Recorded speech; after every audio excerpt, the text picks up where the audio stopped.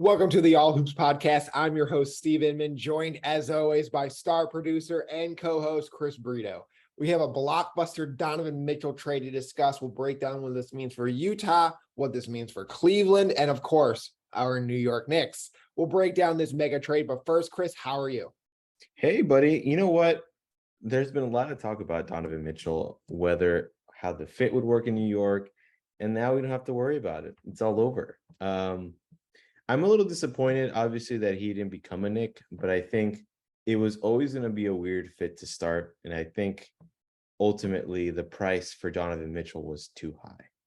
And some people might be saying, Chris, that's crazy. How can you say that about, a multiple time All-Star like Donovan Mitchell and Grimes? But I think what the Knicks brass has shown is that sure, they might be a little bit conservative, which is like they're deviating from the Knicks front offices of the past. But I think they showed great restraint in not going not throwing away everything for it. Now, there has been reports out that the Knicks actually had much bigger offers early on in their negotiations with Utah, that Utah ultimately said it wasn't good enough. But even that offer was rejected by Utah. So then I think one of the primary questions that I'm thinking about, and I say this as a Knicks fan, as objective as I'm trying to be, do we think there was a personal added element to this whole trading negotiations between Utah and the Knicks that Danny Ainge might have felt like, oh, it's the Knicks tax, so like let's see how much more we can pull from them? From the reporting I've heard, it seems like there might have been a little bit of that at the end, where the Knicks were frustrated by the lack of pace in this and decided, you know what, we're going to extend RJ Barrett, which basically takes him off the table. Utah is obviously not happy about that. They thought he was going to be a key part other than the draft picks in this trade. And then they go on and trade him to the Cleveland Cavaliers without even giving the Knicks that final phone call. And to me, I'm trading a superstar player. My career is on the line with this transaction. I'm calling every suitor possible and saying, hey, by the way, this is it. We're about to trade him. Give us your last best offer. Does that mean the Knicks up their price? Maybe, maybe not. But at the same time, it seems weird that Utah reportedly didn't call back the Knicks. And that's why I feel like there was a little bit of a Knick bias animosity in it in this negotiation. I mean, we were stunned. We were stunned because the Knicks, as far as we knew, were like basically in the front seat for this. And all of a sudden, we were on the phone. I remember this yesterday being Thursday. We saw the tweet from Woj saying that, oh yeah, by the way, he's going to Cleveland. I'm still trying to wrap my head around at what point did Cleveland say, okay, we're gonna jump in. It must have been after the Knicks did the extension to RJ. But I that don't seems to be the timetable. Once the Knicks did the RJ extension, it seems like Cleveland stepped up. Yes. And I don't think their offer was necessarily better than the Knicks one. Because Utah, got the 2027 and 2029 unprotected?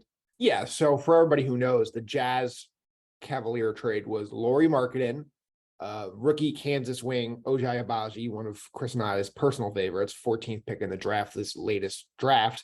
Colin Sexton, who winded up signing a 4-year, $72 million deal in the sign and trade. And then 3 unprotected first-round picks, 2025, 27, and 2029. And then pick swaps in the years before, 2026 and 28. So from Utah's perspective, and we knew this the whole time, Danny Ainge preferred the draft pick route versus the star young player route. And I think that makes sense for plenty of reasons. One being, I'm not sure if you're going to find a young star in a trade for Donovan Mitchell. You're going to have to go draft your own. But the idea is Danny Ainge and the Jazz banking on Donovan Mitchell not staying with the Cleveland Cavaliers after his contract ends in 3 years. And if they doesn't, all of a sudden you're going to say we own their 2025 draft. We could swap in 26. We own 27. We could swap in 28 and we own in 29. So all of a sudden, what if Evan Mobley decides to leave? What if Darius Garland decides to leave? It is a small market team that has had superstar players leave before. So I think it's a good bet if you're Danny Ainge in that why not try it? But at the same time, I felt like that original reported Knicks offer, which was Barrett, Mitch, 2 unprotected first, maybe the Milwaukee first as well, along with either one of Obi or Grimes, depending on which report you're reading. I feel like that was the better offer, and they got that right away. And I think they just thought the offers would keep getting better and better, and they didn't seem to. So the one troubling aspect that I have from this whole thing is that it seemed like the Knicks were always interested in Donovan Mitchell, and it surprised me that he wasn't more of a priority, and yet we went to go sign Brunson. You know, like I wonder if we had just held back a little bit, I wonder how things would have played out differently. I do think that if Jalen Brunson weren't here, we would have offered all those assets and more for Mitchell. It's tough to say that because I don't believe that Donovan Mitchell's a point guard. I think he's a undersized, elite offensive scoring guard. And that's a guy who I feel like you'd be asking too much to be like, by the way, we need you to be the face of our franchise, average 26, 27 a game, and play point guard. I'm not insinuating that he would have been the point guard. I'm just saying in terms of like the backcourt.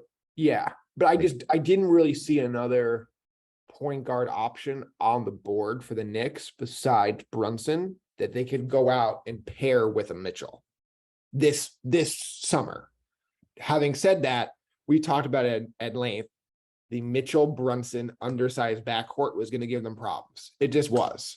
And so I can't blame the Knicks for not going all in and not making Mitchell a complete priority when you're saying this makes us better, but we're not a championship team, and we're going to be a team that has a major problem, which is our defensive backcourt.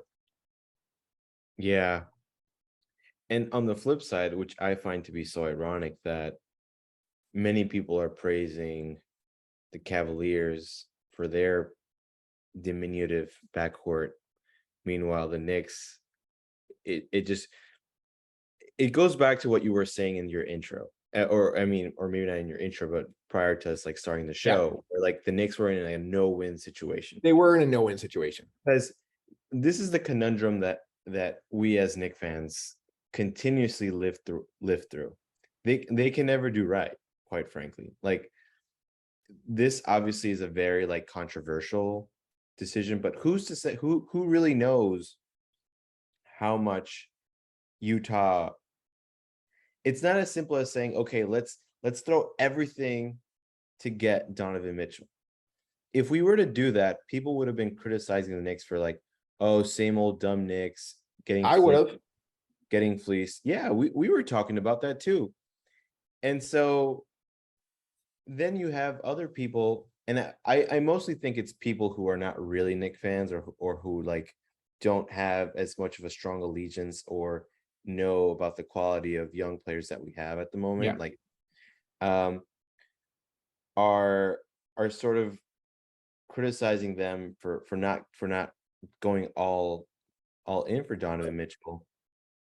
And then there's like us who are just kind of like, you know what, it was a lot, and I think that's okay that the Knicks at least like live to go through another sort of like process like this, and maybe go for a Shai Gilgeous-Alexander in the future, who I think should be the next top target for the Knicks. I mean, actually, he's one of your top targets.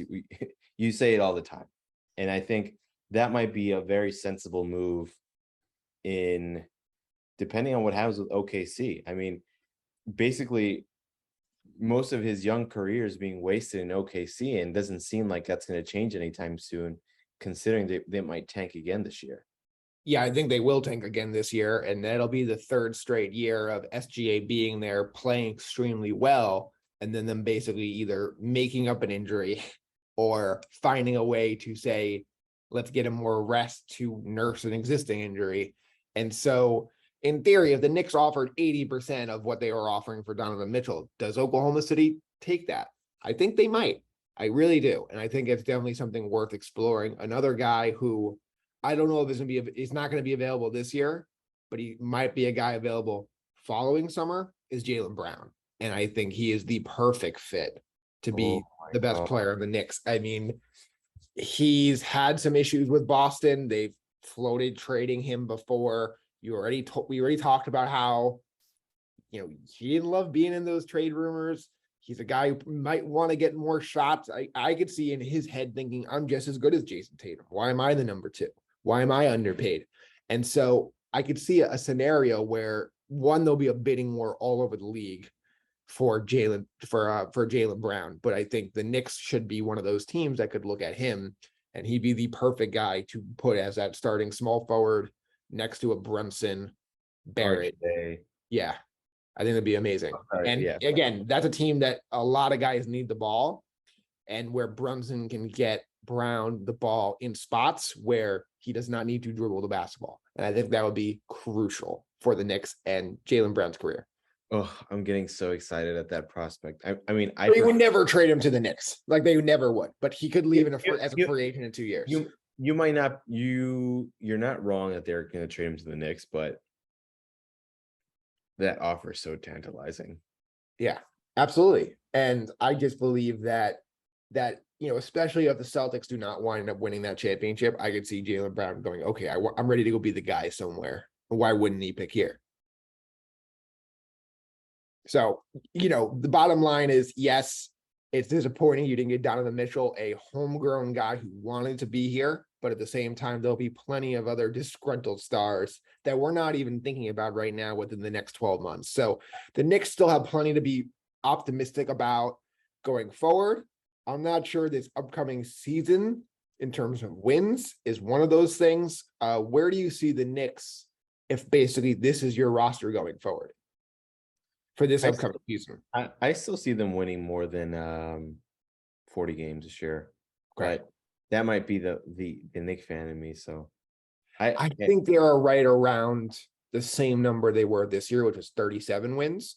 I think Randall by default is going to be a little bit better. I think RJ really figured something out in the second half. He'll be better. Having Jalen Brunson makes them better, but the conference is just so much better than it was before. You now have Cleveland being, a powerhouse here and so many other teams. Yeah, you're not wrong, but I do like that the Knicks have another year of gelling together. They added one of their biggest deficiencies, and I at least think that they are undoubtedly an improved team than last year.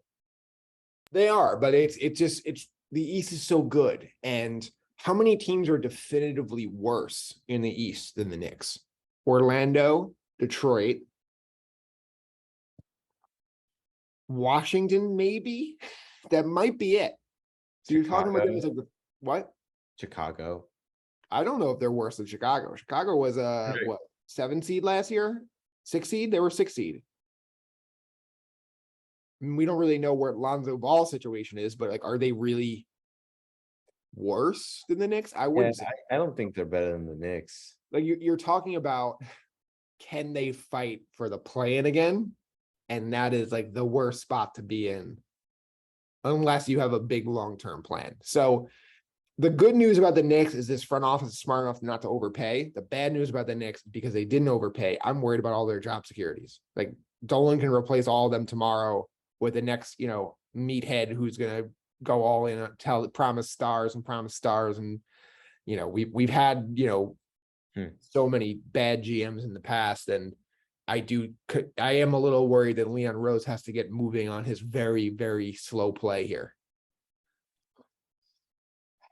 It's tough. I'm not going to lie to you. I think it's one of those things where I can't say definitively that the Knicks are gonna be a top 6, top 5 contender at all. Like I don't think they're What, even, next year? No way. I, I'm not even saying that they're sniffing that. Like it's just hard to say. Yeah. It's just so like it just really depends on like how this team looks with Brunson in it. That's really what it. Real quick, where do you see Cleveland right now in the East pecking order?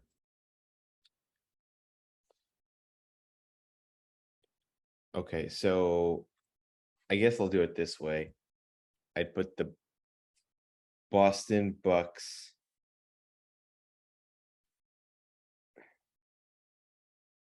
Yeah, I'd probably put that in that second tier with the Nets, Heat, Cavs, I guess. I would go. You know what? I have them as the 4th best team in the East. I don't think Okay. that. I think they're better than the Nets. Okay, very interesting. I would go Boston, Milwaukee, and with Brooklyn in a class of their own. Those three, and then I would put Cleveland somewhere in that 4 to 6 range with Miami and Philly. If you told me Cleveland ends up 6, ends up 4th, none of that is surprising. But Oh I my would be God. surprised if those 6 were not the 6 playoff teams avoiding the play in next year. I forgot about Philly too. It's This a loaded East. It's a loaded East. And now you're talking about what? Atlanta, who's kicked the Knicks' butts for a couple of years now. Chicago was pretty good. I mean, there's a lot of really good teams. Oh, you know who the other team is that's worse than the Knicks? Charlotte. Charlotte's worse than the Knicks. So there you go. The Knicks are probably the 12th team in the East. and you know what's crazy? Orlando, I think, will have a really big improvement. I think Detroit's gonna have a really big improvement too. So it's gonna certainly be interesting. Good for Cleveland to have a contending team for the first time in our lives, pretty much, that doesn't include LeBron James. And yeah, let's Well, also really quick, can we talk about how great Kobe Altman has been for the Cleveland Cavaliers? Yeah. Has like rapidly retooled the Cavaliers in like 18 months. Or however time it was since LeBron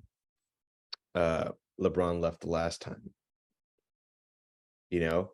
yeah. No, I'm totally with you there. He has been really, really good for that organization for sure. He And they basically still have was Kevin what? Love. Say it again. And they still have Kevin Love.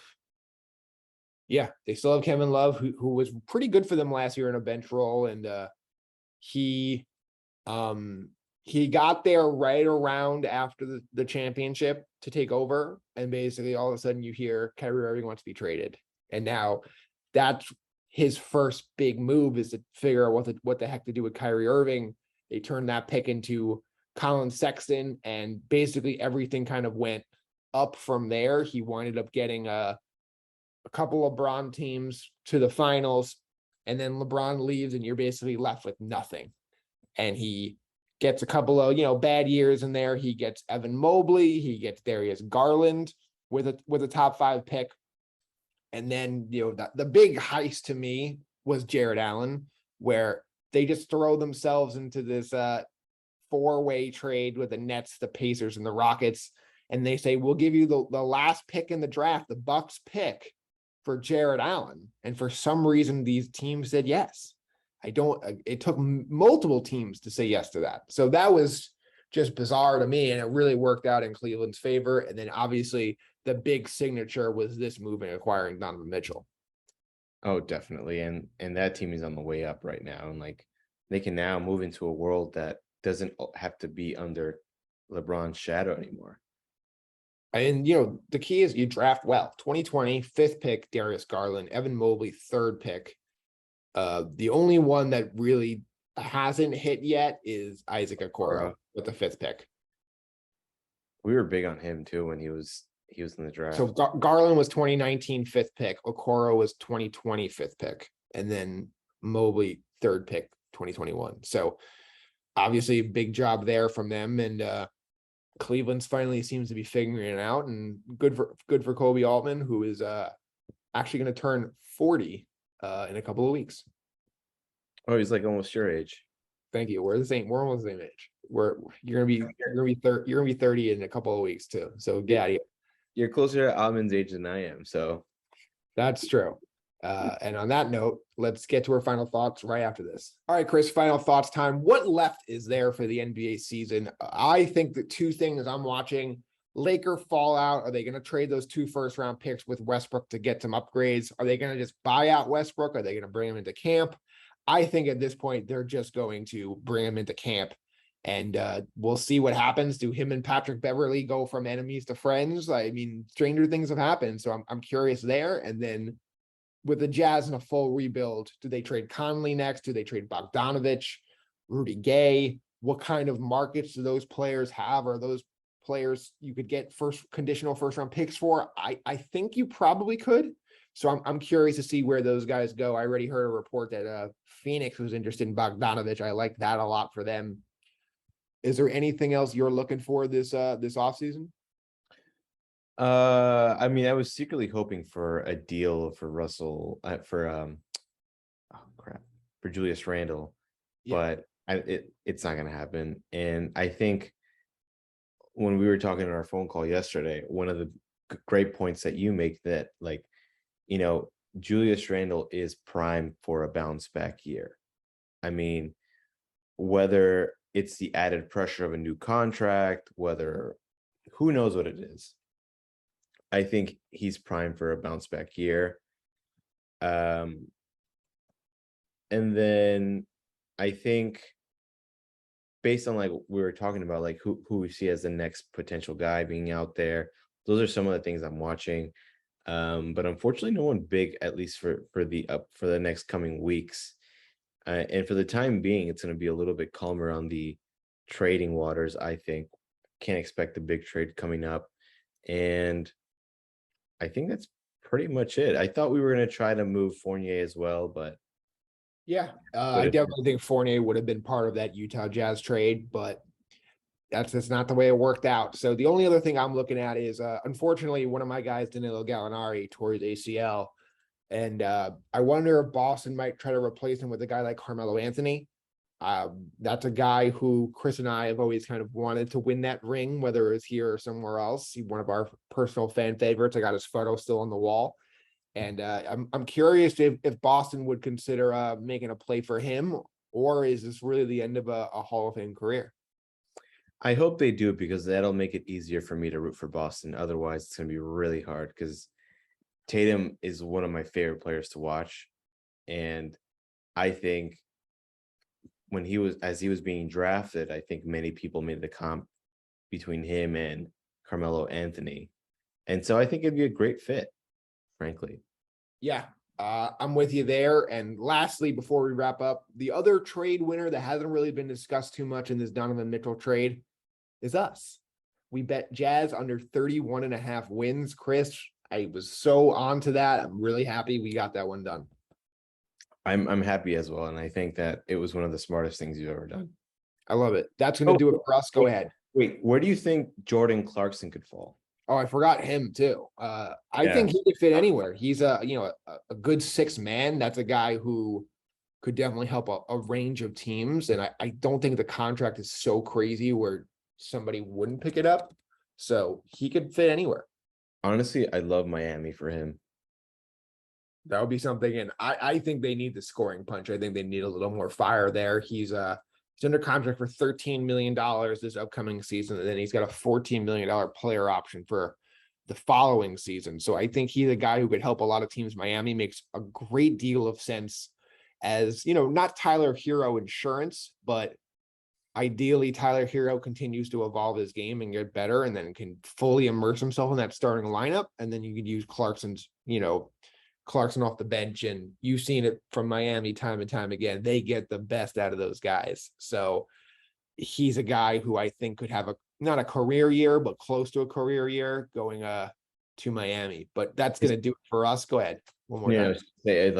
Just to finish on that point, I just think that that's the one thing that the Heat really need more so than anything. Like Jimmy Butler can't score all the points. So he's tried.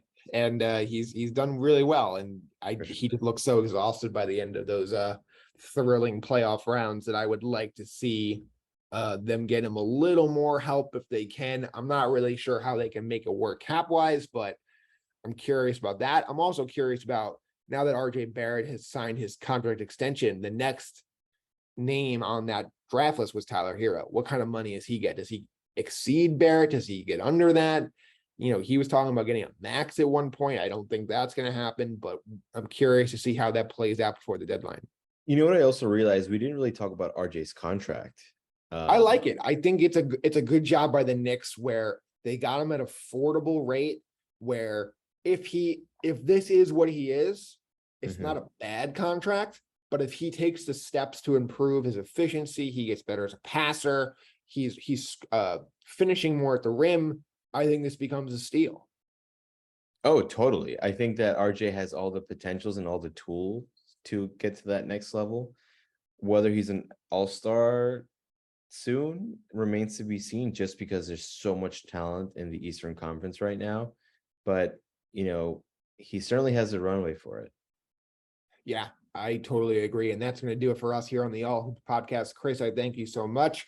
Thank you for watching us on YouTube and listening to the podcast in Apple, Spotify, and wherever else you get your podcast. We'll be back next week and can't wait to talk more basketball. Bye, everyone.